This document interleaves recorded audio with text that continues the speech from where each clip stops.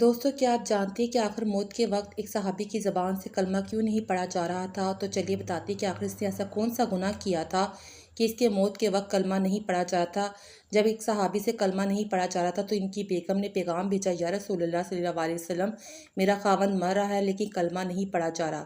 یہ سن کر آپ حیران ہوئے، فوراً تشریف لے کر فرمایا، بیٹا کلمہ پڑھ۔ تو اس نے کہا، نہیں پڑھا جا رہا۔ تو آپ نے فرمایا، اس کے والدین میں سے کوئی زندہ ہے؟ تو اس نے کہا، ماں۔ تو فوراً اس کو بلایا گیا۔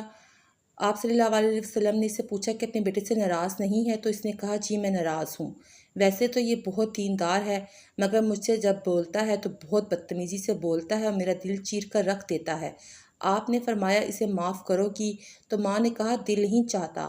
تو آپ نے فرمایا، اگر تو نے اسے معاف نہ کیا تو یہ مرتے ہی اللہ کی آگ میں چلے گا۔ یہ سن کر ماں نے معاف کر دیا اور فوراً صحابی کی زبان سے کلمہ نکل گیا۔